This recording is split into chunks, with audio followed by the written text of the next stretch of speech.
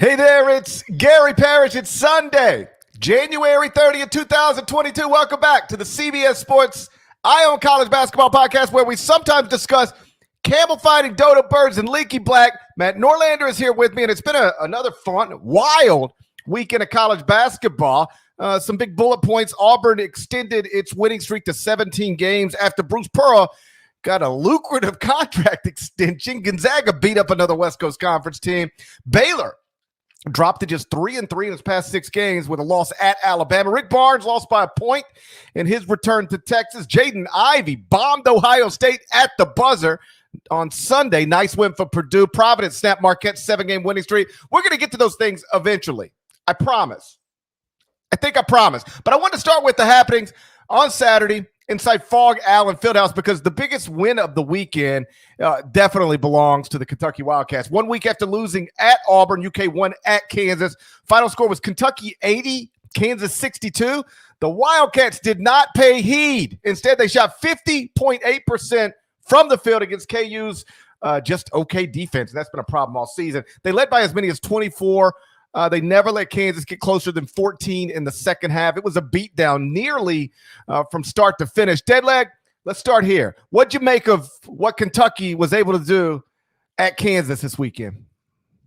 It just reinforced what I had written about the Wildcats a couple weeks back. Their ceiling is national championship good. This kind of win, the way that Kentucky got it, healthy. Ty Washington winds up playing in this game, a significant, turn of developments there, and that was it obviously meant a lot, even though Keon Brooks was the star. I mean, Keon Brooks had 27 points.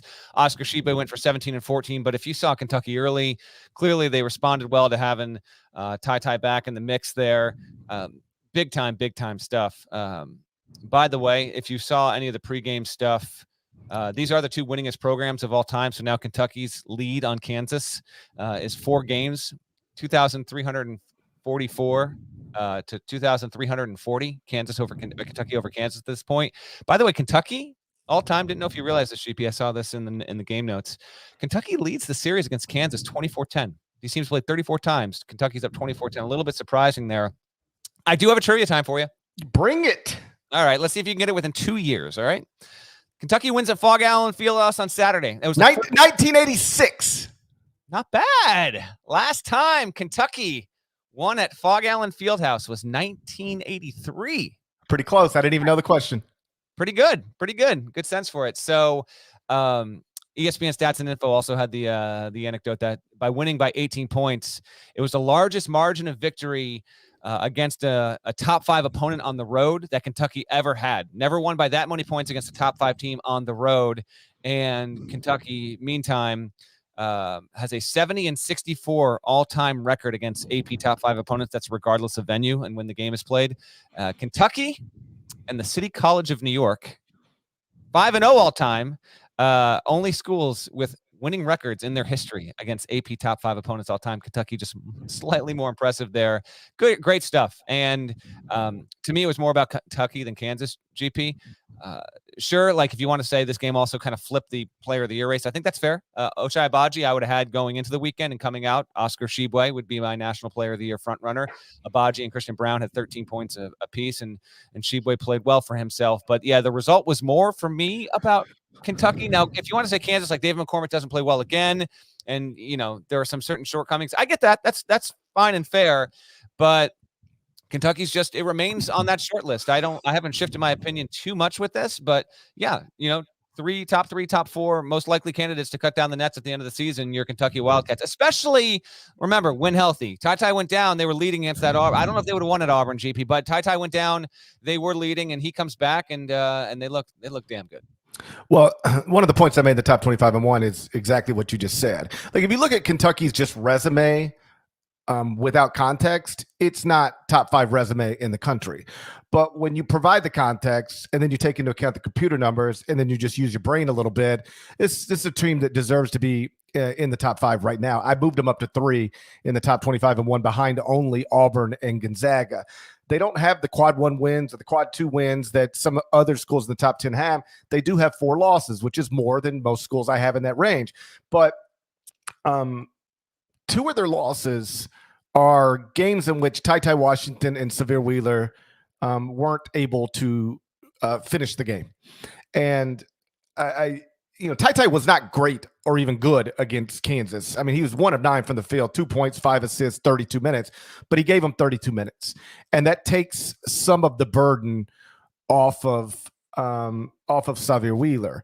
It's just, I remember the first game of the season, Champions Classic, Xavier played 38 minutes, and John Calipari after the game said, I can't play him that much.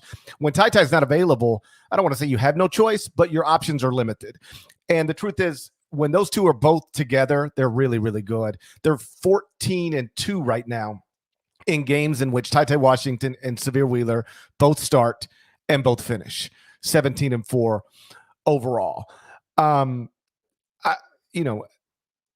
You look at this Kentucky team and you try to figure out, okay, like there was an interesting quote from Bill Self heading into the game, and he said that in college basketball, talent trumps experience. Like if you got to pick one or the other, you'd rather have talent than experience. But what you really want is talent and experience. That's the key, and that's what Kentucky has. They've got multiple point guards. I mean, think about all the things you need to go win a national championship. Multiple point guard, multiple ball handlers on the court at the same time. They've got that. Shooting, they've got that. Depth, they've obviously got that. NBA talent, they've got that. A dominant big, they clearly got that. Bill had a really good quote about Oscar Tshiebwe. He said, Oscar's stats don't show how good he is at rebounding, and his stats show that he's the best rebounder in the country, which he is. He's number 1 in offensive rebounding percentage, number 1 in defensive rebounding percentage. He's awesome. And maybe at this point, the national player of the year. So, Kentucky is super impressive. And for them to go into Allen Fieldhouse and do what they did, super impressive. I know it wasn't as overwhelming as what Texas did to Kansas last season at Allen Fieldhouse. That was Bill Self's worst loss ever inside that building. But the obvious difference, and my buddy John Rothstein pointed this out on Twitter, they were not, fans were limited last season. Right. Nothing was limited on Saturday. That place was packed out. And Kentucky controlled it from start to finish. Kansas never really threatened them in the second half. If you want to be concerned about Kansas, and as I always say, whatever Kansas's problems are, they're smaller than most people's. But this is not a good defensive team, and it showed up. It showed up all season, and it showed up in this game. Kentucky shot above 50% from the field, and it dropped Kansas down to 55th in adjusted defensive efficiency, according to KenPom. Bill Self has never, in the KenPom era that spans 21 seasons, at Kansas, Bill Self has never had a team that rated this lowly defensively. They were 12th in adjusted defensive efficiency last season, and now they're 55th. So what's the difference? A lot of the same players. No Marcus Garrett, who was, some people's national defensive player of the year last season. It looks like losing Marcus Garrett means as much to Kansas defensively as losing Herb Jones means to Alabama defensively. I'm still a believer in this Kansas team, but Kentucky has now got a blowout win over Tennessee, blowout win over Carolina, and a blowout win over Kansas on its resume. I know it just counts as a quad 1 victory, but that's like a super quad 1 victory, what they got on Saturday. Big time. It'll probably go down. It's probably a top 5 win of value. KPI actually measures that stuff. I hadn't checked before the podcast, but you get a road win against a team as good as Kansas. There's just not going to be many teams that have something that good. So it could wind up meaning something if SEC race gets tight and Kentucky's vying for the 1 line. If it can compete with Auburn, winning at Kansas will go a long way. Presuming Kansas still remains, at or near the top of the Big 12. Obviously, this was a non-league game, so KU is 17-3 and 6-1 in the league as it resumes conference play later this week. And by the way, this is among the reasons, if you are trying to evaluate teams using the net system and quadrant 1 wins and quadrant 2 wins, you got to dig in a little deeper than just so-and-so's 4-0 in quadrant 1, because what Kentucky did yesterday based on the quadrant system is the same thing as winning at Ohio. winning Right, at Kansas. but- Yeah, You're yeah, right. so, like, Just so people are aware of this. I know GP is aware. Some people might not be aware. There's the actual team sheets, and then when the committee actually convenes the week to do this thing, there are actually like top tier quad one victories in games that they also look at, right. so that the quad one isn't as wide. Because yes, it's a necessary context for, I think, the average college basketball fan to know, but also when you are trying to split the difference between what teams should and shouldn't be on the one line kind of deal, the very top of your schedule, who you've played and how you've done against it is a very important context. Right, because sometimes I'll get tweets as they pertain to the top 25 and one from fans of schools, and they'll be like, "We've got 4 quadrant one wins," and then I go look at them, and I'm like, "Yeah, but I don't really see any great wins there." I mean, congratulations, it's better than having 0, but all quadrant one wins are not created equal. I think that's the biggest flaw with the net system, is they've got to figure out a way. For people who don't know, a road win over anybody in the top 75 of the net is considered a quad one win. So if you go win at Duke or Kansas right now, that's a quad one win. Also, if you go win at Ohio or Furman, it's a quad one win. Those things aren't the same thing, but they slot the same way if you're just looking at it at a surface level. And that's why there's no official category, but I think we can reasonably label what Kentucky did Saturday as a super duper quad one win. Would you define Kentucky's win at Kansas as the most high-profile win of the weekend, or would you define what Alabama did to Baylor as the most high-profile win of the weekend? Clearly, to me, what Kentucky did at Kansas, because they didn't just win, they didn't just beat Kansas, they beat Kansas' brains in, and they did it inside Allen Fieldhouse. Like, the list of teams who have ever beat Bill Self's brains in at Allen Fieldhouse is like so small, and the game was not even competitive in the second half. Like you were sort of wondering, like, is Kansas ever going to make a run? And the answer was no. They just, and they cut it to 16, and they got it to 14, and then it was just it. They couldn't get anywhere. But clearly, what Alabama did against Baylor rather was impressive. And you wrote about this, so I'll let you handle the bulk of this. But Baylor comes in now 3-3 in its past 6, so they came in 3-2 in the previous 5. They've hit some bumps, but we can't be surprised by that result. I was surprised that Kentucky pounded Kansas. Nothing surprising. Once you hear Ty Washington's playing, can Kentucky win at Kansas? Sure, they can win, but like pound them? I didn't expect that. That was surprising. Nothing surprising about Alabama beating Baylor, if only because this is what Alabama's been doing all season. Beating teams like Baylor, Gonzaga, Houston, and then losing to teams like Iona, Missouri, Georgia, Memphis. It's not just the wackiest resume in the country right now. It's like one of the wackiest ones I can remember. It's up there.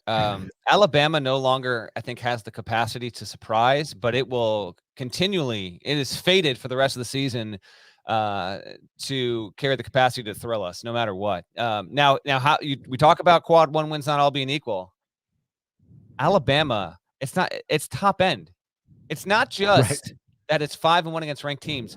Alabama's 5 wins have come against teams ranked in the top 15 of the AP top 25. 2 of those wins, top 5 opponents, Gonzaga and Baylor. Houston now ranks as a top 5 in multiple metrics. Last time Alabama did this, won 2 games against AP top 5 teams. That was 2003, 2004, which also technically included Bama upsetting number 1 seeded Stanford in the NCAA tournament. But yeah, Alabama, I do have a column on CBSSports.com or on the CBS Sports app that you can check out. Not if we could be so kind to toss that in the podcast description.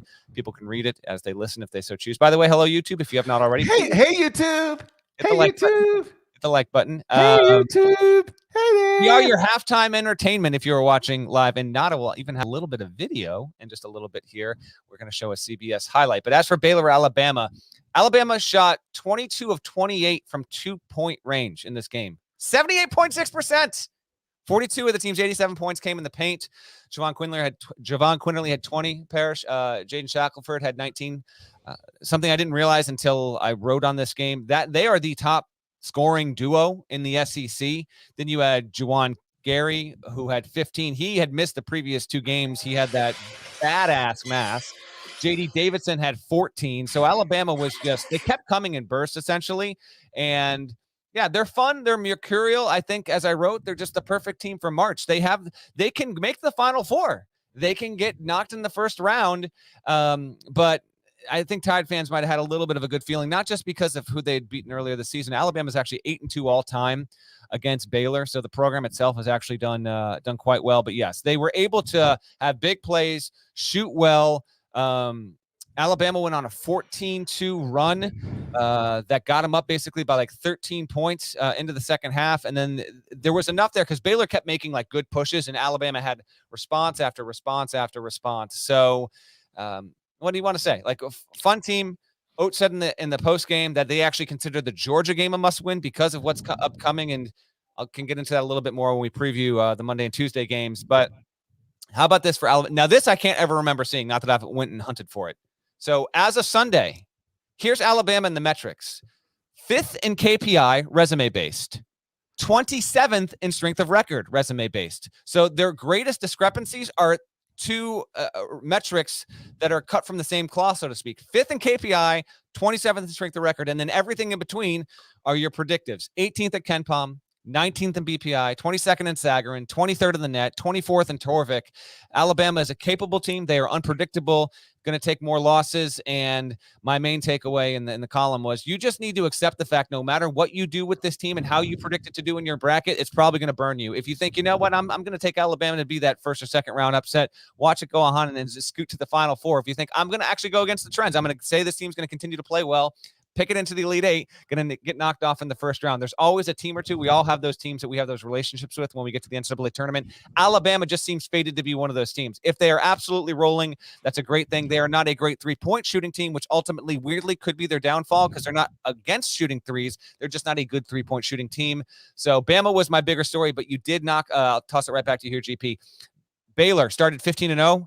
Now 3-3. I still believe in the Bears. I don't really take too much off them in losing this game. Even Jeremy Sohan had some big time moments. Akinjo played 32 minutes, but to me, Bama was the bigger story because it's developing. Just maybe the weirdest resume in college hoops.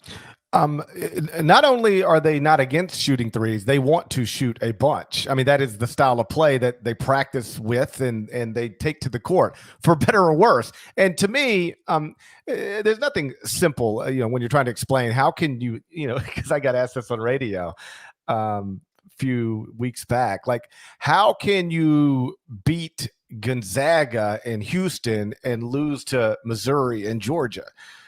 And I'm like, I don't have a great answer for that. But the best obvious explanation is the style of play that they're committed to. They're going to shoot, around 47% of their shots from 3-point range. I think it's 46.5, which ranks top 25 nationally. But they're terrible at shooting threes. They shoot 31% from three. They rank 285th in the country. So they're going to shoot them, but they don't make them. So when you're committed to taking roughly half your shots from three, and you don't shoot them well, you're susceptible to anybody. On the other hand, when they make them, because they're going to take them.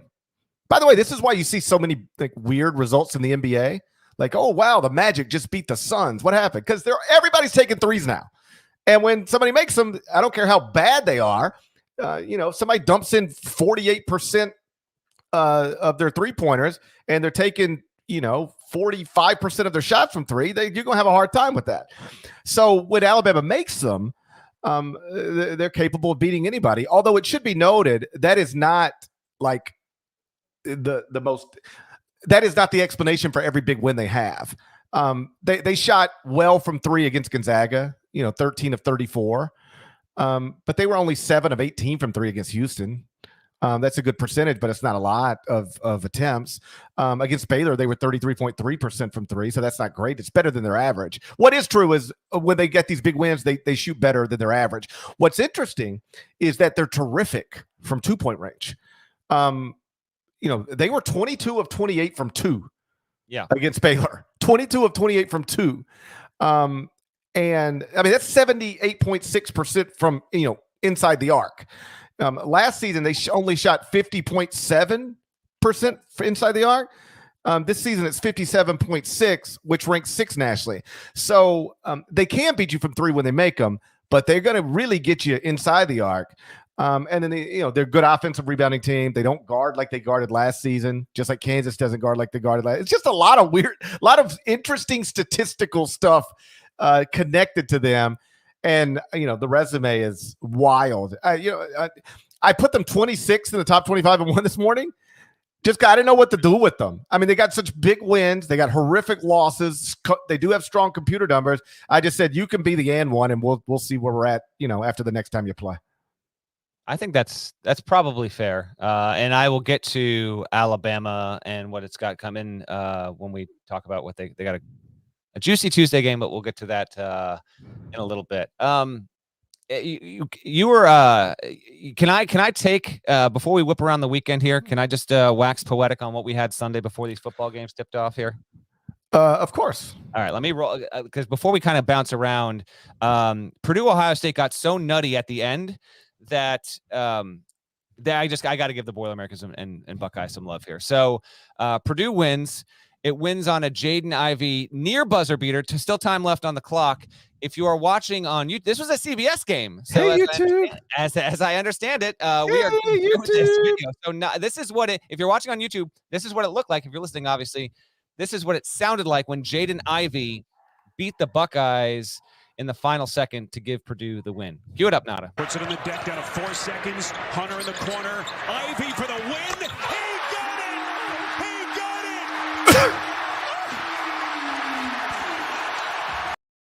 Phenomenal. Now, what I love about that, I'll get to the game in a second, but Parrish, the sound of that net, listen to this again. I got it all queued up. For the win, Ivey for the win, Ivey for the win, Ivey for the win, Ivey for the win, he got it! How great is that? And then I like snapping the net. That snap of the net, and then listen to Raph real quick here. He got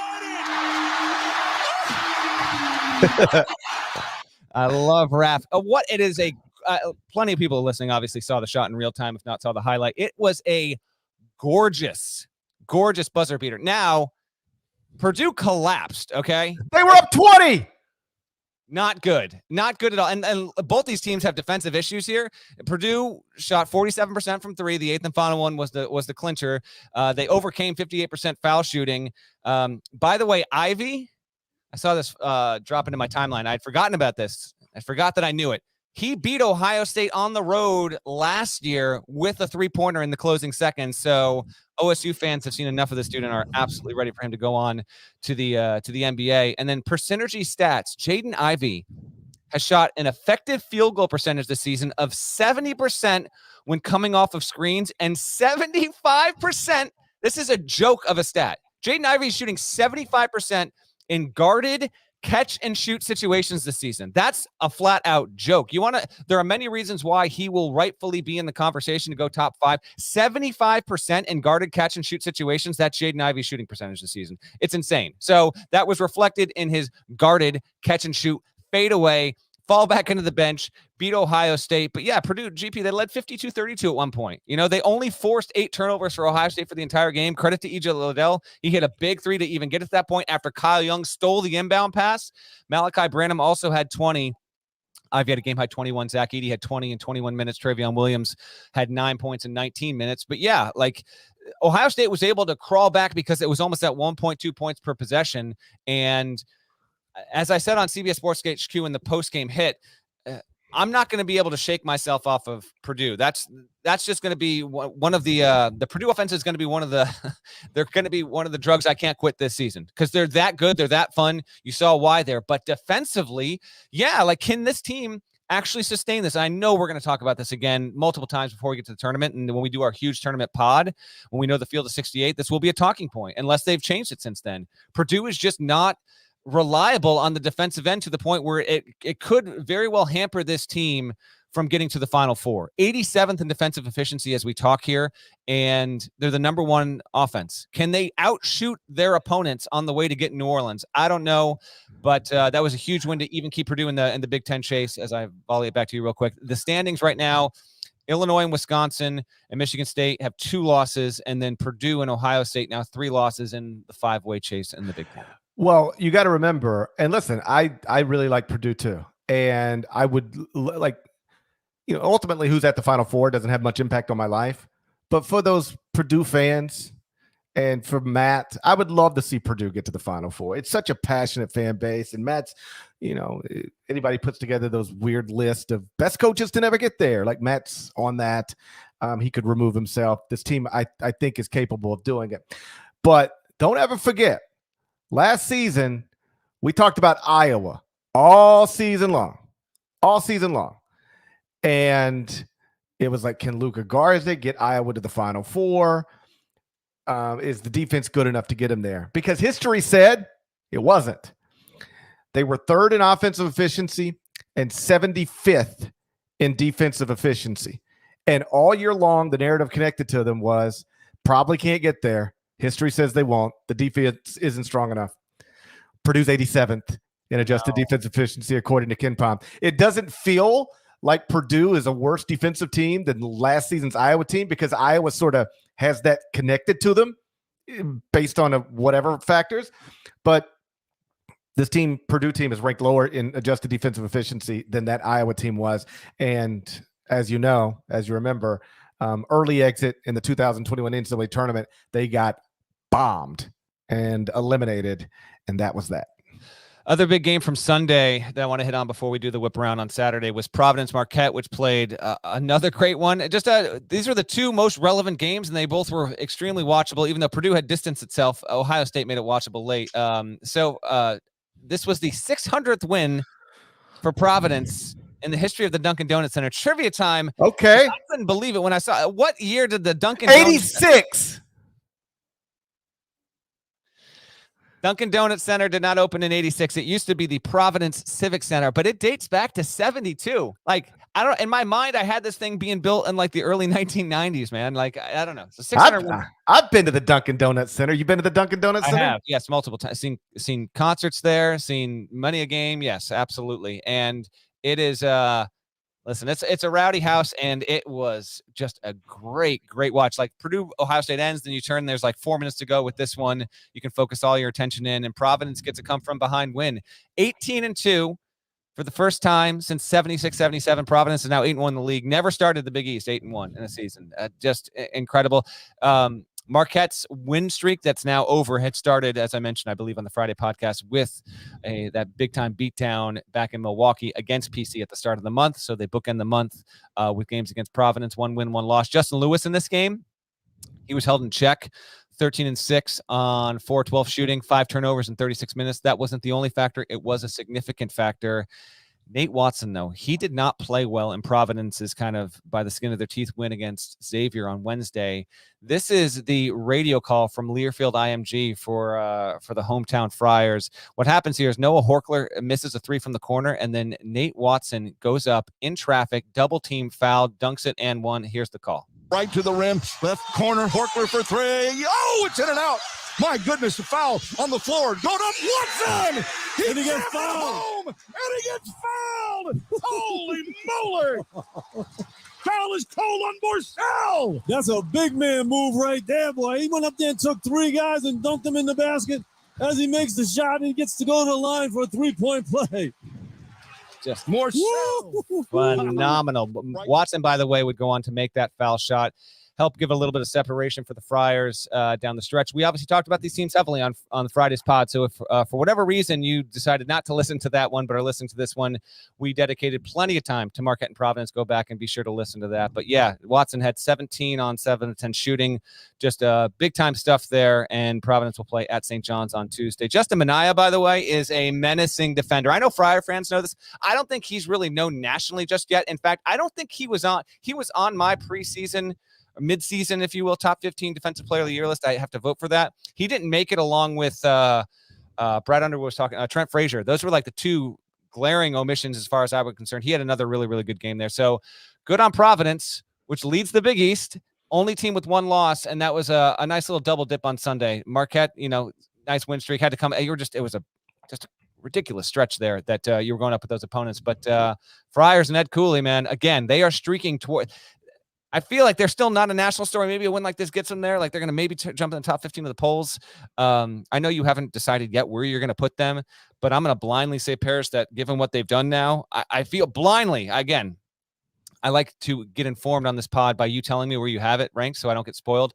I'm going to say that you have PC 13th heading into Sunday, which means they should be top 10 on Monday. Am I kind of in the right church, Ron Pugh kind of situation there? I had them 15th. I had them 15th in Sunday mornings, top 25 and 1. I don't know. Listen, rankings can be subjective. There's different philosophies. As long as the way you do it makes some sense, I'm cool with it. Me personally, I don't usually jump somebody ahead of a bunch of teams for winning a game they were supposed to win. Like, hey, yeah, okay, you won a home game against Marquette. You should have. You were favored in the game. You're the higher ranked team. But I'll do what I do every morning, which is wake up and take a fresh look at it and see what I think's right and what I think's wrong. But I don't know if Providence is a national story, but like we have talked about Providence a lot this season, and this is, I'm told, a national podcast. So that's right. No, but you know what I'm saying? Like, yeah. Maybe this win actually people really start to, because again, lowly rated in the metrics, and they had what amounted to a quasi standalone finish there, and good stuff. So I just wanted to kind of give a little standalone time to those teams before we recap plenty of other stuff on Saturday. I'm going to go turn on the light here in my office. The sun is fading on me, and I don't want to look like a vampire. So why don't you peel off some results, and I'll be back in like 9 seconds. Well, there's two other SEC Big 12 challenge games that I thought were interesting on Saturday. One was the number 1 team in the country, Auburn, beating Oklahoma, and no surprise, extending its winning streak to 17 games, as expected. But it comes less than 24 hours after Bruce Pearl and Auburn announced a new contract. We had said on, I guess it was Friday's podcast, that we thought one would get done in the coming weeks or months, or it turned out coming hours. they got this thing wrapped up quickly. 8 years, $50.2 million, which is an average of $6.3 million over the life of the contract. Bruce is 61, so this will take him to 69. 8 years. Take him to 70 because he's going to be 62 in March, and I think the contract ends like at the end of that season. So I actually think he will be 70 if that's when if it all lines up and he wants to step away. Right. Okay, so 8 years, $50.2 million. Good for him. How about that? Ever think you'd actually see the day where the men's basketball coach at Auburn is paid more than the football coach? Because that is factually true as we speak right now. Auburn is paying its men's basketball coach more than its football coach. Yeah, and if the football coach ever does what the basketball coach is doing, that'll get flipped right back around. I know. No, I mean, we live in a world where like those types of things used to be like, you would hear stuff like, well, you can't pay the basketball coach at this school more than the football coach. Or, you can't pay the football coach at Kentucky more than the basketball coach at Kentucky. You would hear these things. And now it's like, first off, everybody's just getting paid nonstop, but you do what you got to do. And that is not meant to imply Auburn had to do this. I don't think it did. But there is something to be said for making your awesome coach feel appreciated, not making him resent you. Like if Bruce is like, I built this from nothing. I've got it the number 1 in the country. I'm doing the job brilliantly in every way you can do the job. And I deserve to have a John Calipari-like contract. You want me to compete with John Calipari?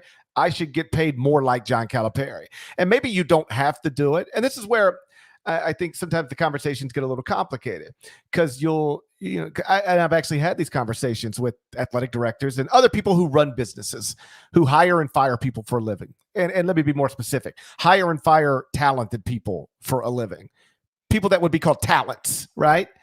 Say, okay, do you really got to pay this money to keep this person? You could just say no, because I don't think they're going anywhere. Well, what if Louisville comes after him? I don't think Louisville is. Well, what if they do? Well, I don't think he wants to go to Louisville. Like, you could play those hardball games as a employer if you want to, but then what do you end up with? A resentful coach?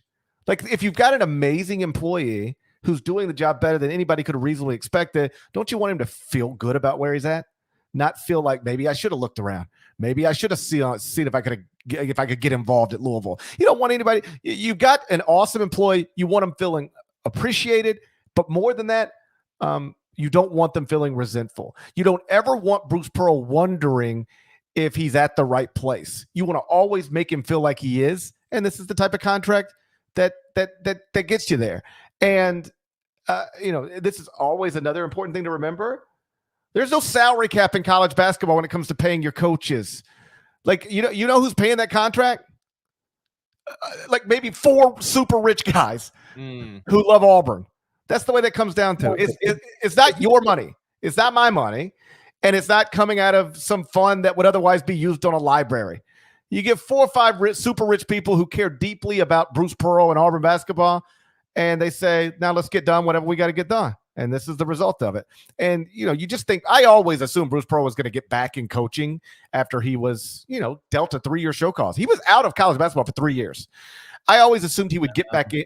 Like he took a job, like a real, like business type job for a little while. Like, you remember that? I do, because I think, 2 things sprung to mind as we actually did an HQ breaking news hit on this Friday night, and we didn't talk about this on the HQ hit, but 2 things sprung to mind. Yeah, because I think I either did a story about Bruce Pearl doing this, or we talked about it and then I never did it, but it was, and I can't remember, but he literally had a 9-to-5 job. Like, I remember him calling me once in the middle of his workday, and he's like, and then like when it wrapped, he's like, yeah, I got to hop on the sales call kind of deal. It's, now, I think I don't remember the specifics. My recollection of it was like I could be making this up. I'm acknowledging I don't remember the specific, but what I kind of think I remember is like it was some wealthy Tennessee booster who gave him a job, but it was like a real job. He had to do something.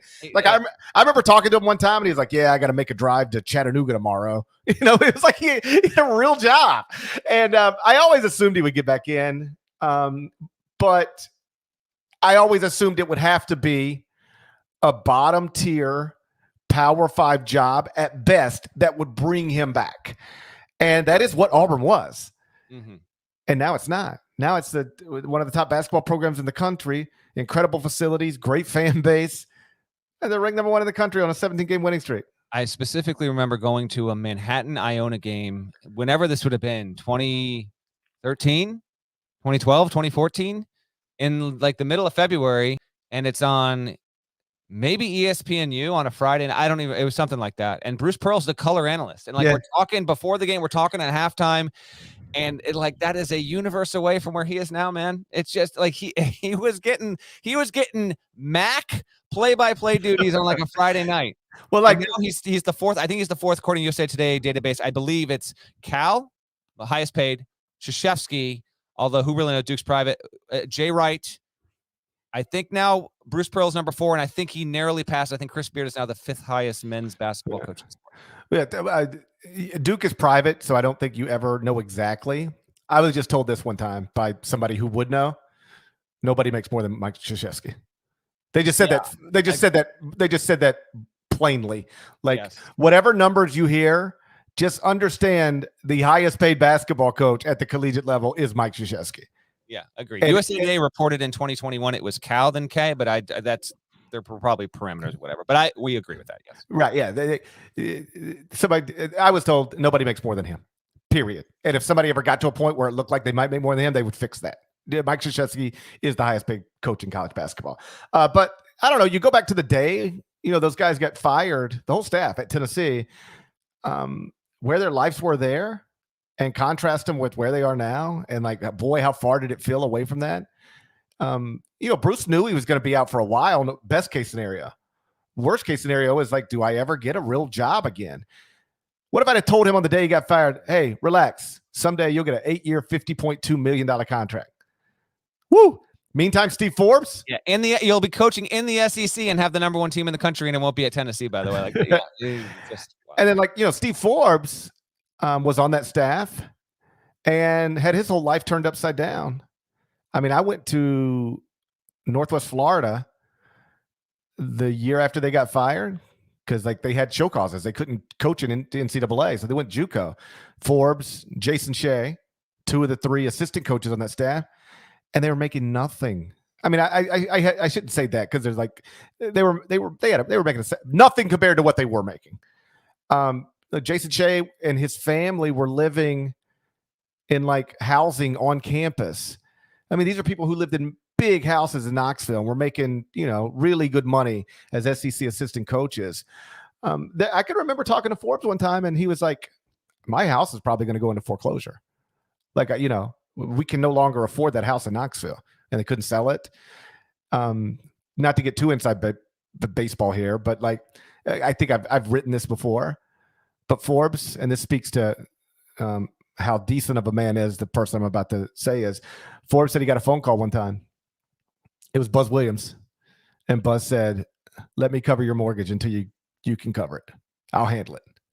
And Forbes said, he said, thanks, but no thanks. I don't want to do that. But like Buzz called him out of the blue and said, I'll cover your mortgage until you get back on your feet. But there was no guarantee they'd ever get back on their feet. I mean, at that point, Forbes had never been a Division I coach. And now he's, making multiple million a year at Wake Forest. Shea's on staff with him there after, being the head coach at East Tennessee State. Like, it's largely worked out incredibly well for all those guys. And on the day it all went down, it wasn't obvious that it would. Speaking of Tennessee, I'll kind of nudge us right back into here. Weekend results to talk about. So Texas, I think this is the most notable game we haven't gotten to yet. Texas, Tennessee, Saturday night, largely unwatchable. Texas was up 49-32 with 8 minutes to go in the game. Tennessee goes on a 17-0 run. The game gets tied at 51 with a minute and change to go. And Timmy Allen hits 1 or 2 foul shots, and they barely win. So Texas barely wins. By the way, it was the first sellout. That's a hard building to sell out. Texas is going to have a new joint next season. This one is just too big. And so finally, Frank Irwin Center's no more. But it was the first sellout in that building since February of 2016 when Texas played then number 1 Kansas. So Rick Barnes comes back. They fill the joint up. I think that's really, really cool. They got a close game. Wasn't cosmetically the best thing out there. By the way, Texas is allowing 54.5 points a game. That's actually the lowest in men's D1 GP. Horns, though, are ranked 11th in defensive efficiency. So there is a little bit of a discrepancy there. I don't know if you have any thoughts on this, but I just, as we kind of tour around, that one was the game that I thought was most notable of ones we haven't gotten to. So yeah, well, I don't care much about the game. Like, we had, and by the way, one of the reasons Texas's deep points per game allowed is so low, it's tempo. They're 349th in the country in adjusted tempo according to KenPom. So they're like, I haven't looked. Let me just see if things still stay the same. Where are you at, Virginia? Where is Virginia at? Let's see. They lost over the weekend again. Of course they did. Yeah. Let's see where is Virginia?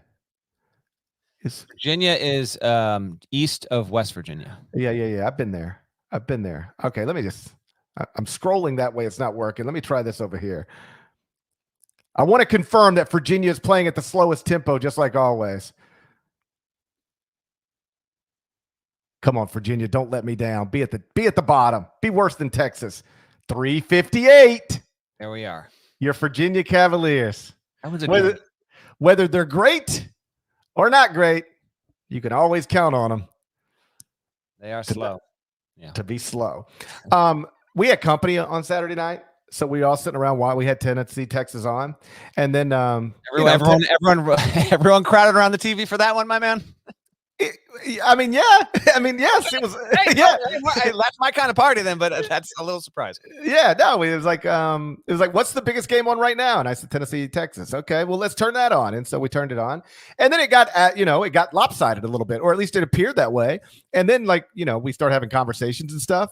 And then I look up at one point, and I'm like, whoa, how did this get close? So, then I go back and look and figure it out. But I took my eyes off of it for a minute. Got a little distracted because I felt like that game was at a place where it was fine enough to get distracted. But Tennessee came back and made it competitive at the end. What I thought was just like really nice to see was the night before. There was a fireside chat. Chris Beard does these things.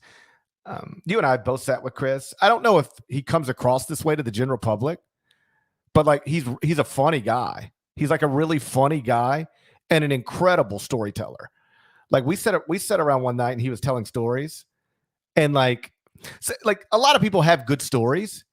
Not everybody knows how to tell them well. He's a guy who's got great stories, and he's a really gifted storyteller.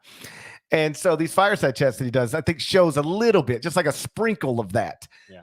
And he had Rick Barnes on. So it's Rick and Chris, and they're sitting in front of a fire. And it's only like 4 minutes, and it's not, there's nothing, there's not like a big pullout quote from it. But just the way Chris, as the current Texas coach, went out of his way to make the former Texas coach feel welcome and wanted. Remember, Rick Barnes got fired. This wasn't like a mutual agreement or, hey, I think I want to go coach at Tennessee or ready to, shift things up. He got fired, and they didn't want him anymore. They said we could find somebody better to do this job after 16 NCAA tournament appearances in 17 years.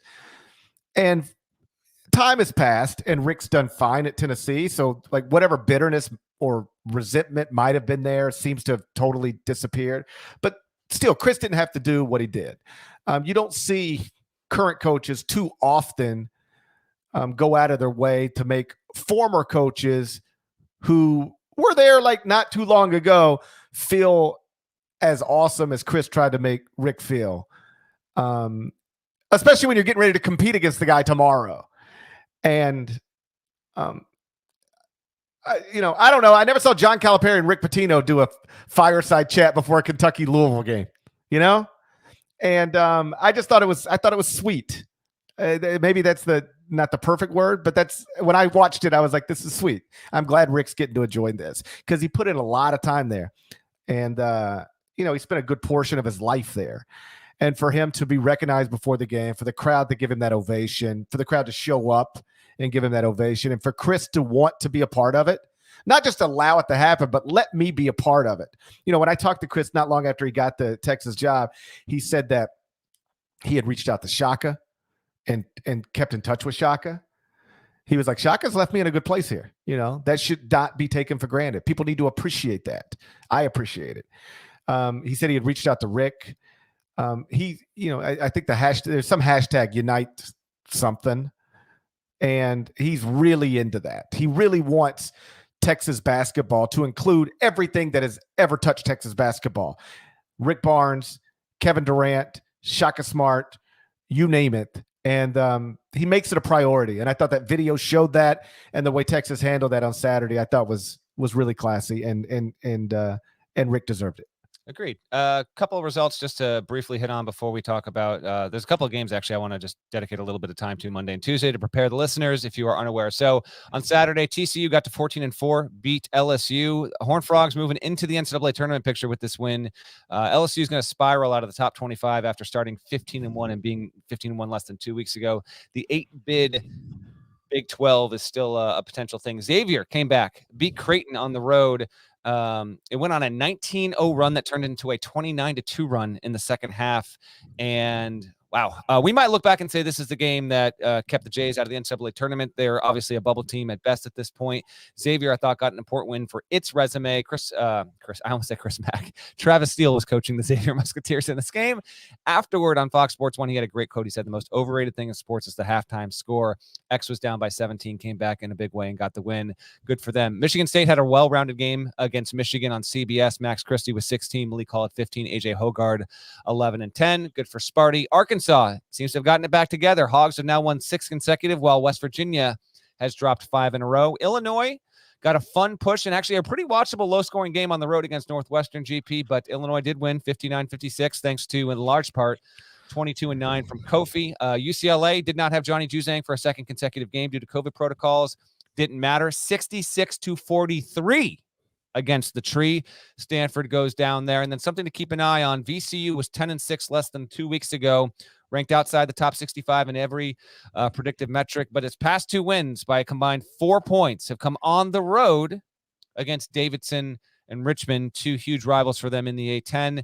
Now VCU gets 3 consecutive games at home. I don't know if the Rams are going to make the NCAA tournament, but the door is narrowly ajar at this point. I actually thought that was important for them and for the A-10. Got a couple thoughts on Duke over Louisville, but I was going to tie those to the Duke game on Monday night. Anything else from Saturday you want to hit on, or you want to look ahead to what we got on Monday? I think let's look ahead. I'm looking at the clock. The idea of maybe getting this done in less than an hour is appealing to me. I agree with you, and although I'm watching on Paramount Plus, so I think I'm about 60 seconds behind the live stream as we are watching. Hello again to YouTube. If you're not, Hey YouTube, hey YouTube. We're gonna try and wrap this because if YouTube. still in this, I got Cincy with the ball on the 30, and Burrow drops back. He throws to Chase at the 10. He's down to the 5. It's going to be 1st and goal with 1:25 to go in the third quarter. Game's on CBS. Hello, okay. America's most watched network. It's the network of stars. That's absolutely Hey YouTube. If you are watching on YouTube, don't disappoint me. Smash that like button.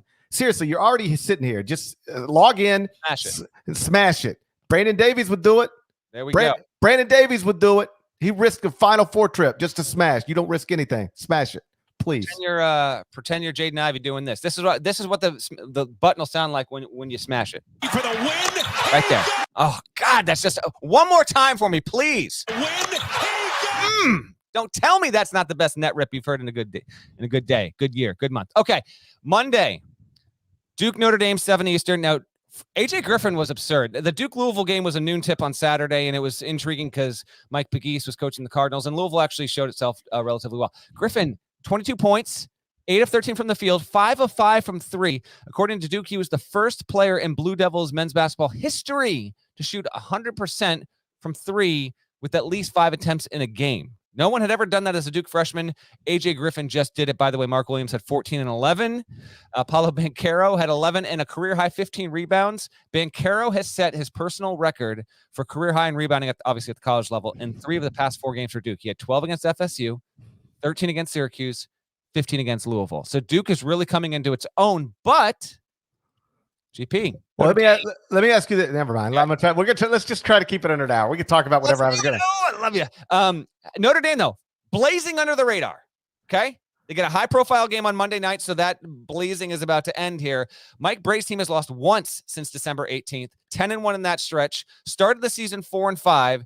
Now, it's had to shovel its way out of that hole to get into the NCAA tournament picture, but a win over Duke, by the way, touchdown Bengals, a win over Duke, I think would put the Irish into the field for the time being. That's a 7 o'clock tip. I can keep rolling, or you can comment on it. Go ahead.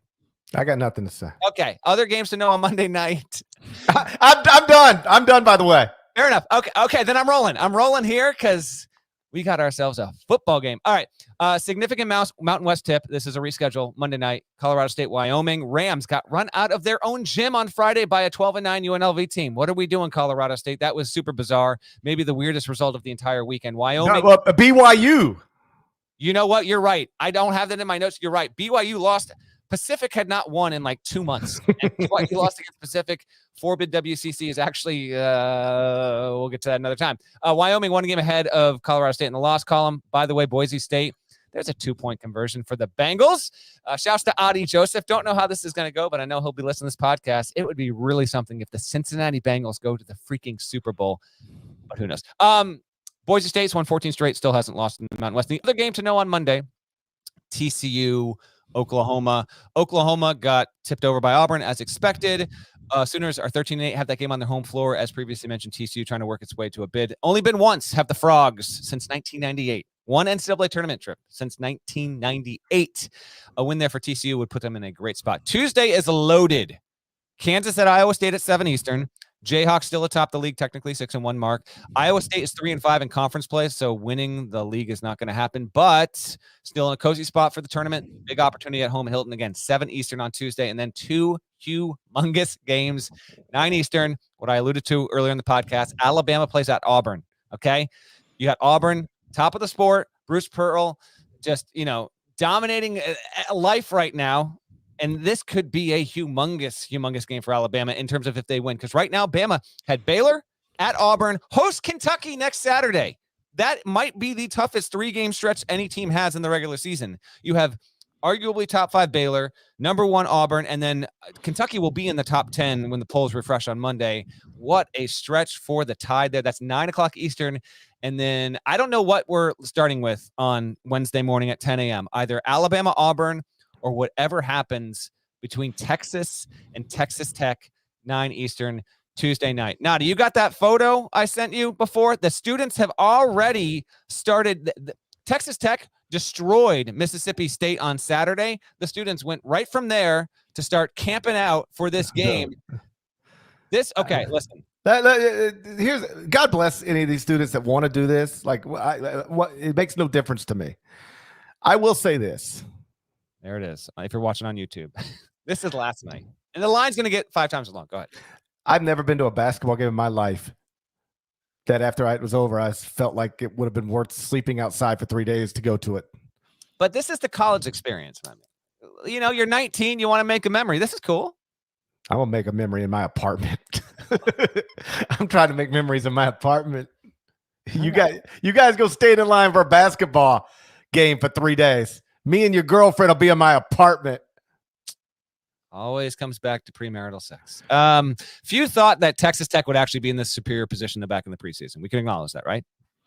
That when these teams played at the start of end of January or start of February, that Texas Tech would be in the better position. That's what it is. They have equal records. Yeah, I know. I didn't expect that. Texas Tech has had the better season. There's no getting around that. Hopefully, Texas Tech fans will treat Chris Beard the same way Texas fans treated Rick Barnes. Not going to happen, but okay. So here's where it's right now. The Red Raiders are like anywhere from 3 to 6 or 7 spots ahead in many of the metrics. There's not that much separating the teams, but Texas Tech has been ranked. I think Texas will be ranked when the polls refresh. I don't know, but we'll see. Regardless, Texas Tech's had the better season. It is going to be a madhouse. They are going to be ruthless, but in all seriousness, like I do hope that the vitriol remains at a healthy level. Like I don't want to be open in this podcast on Wednesday morning talking about any kind of ugly scene that like came out of that building. Like let's not have that. You can razz them, give them hell, but there's obviously a line. So I'm hoping that this can be a really fun game with an awesome ending, and we can talk about it, open the pod with that, and there's nothing bad that goes down, because make no mistake about it, like Texas Tech fans are pissed at Chris Beard and have been from the moment he bolted on him to go to his alma mater, stay in the league, go to the bigger school. It has left a taste in that fan base's mouth that they swear is never going to leave. So that's fine. I hope that this can build up a genuine, awesome rivalry that we can all rally around and cover. But I just really hopeful that the fan base doesn't go over the line, because I think there's a potential for that to happen. And frankly, everyone, the adults there, need to make sure it doesn't get to that point, and that there is proper precautions against this, because like there are a lot of people that, I'm not saying this is logical, it's not, but there are people that are going to be at that game that like hate Chris Beard now and not stand him, and are reveling in the fact that Texas Tech is having a better season than Texas right now. Again, this is a Tuesday 9 Eastern tip, and I hope it's a great one, and we're talking about it for all the right reasons when we pod on Wednesday morning. This is where I have a breakdown with your typical fan, I guess, because from my perspective, I'm like, Chris Beard did amazing things for you. He got your program to places it had literally never been. He set your current coach up to get the job and be successful. He like you should hang his name in your rafters as opposed to throw batteries at him. But I understand most fans don't see it that way. I'm a Mets fan. Noah Syndergaard could have stayed with the Mets. He decided to go play for the Angels. I don't hate him.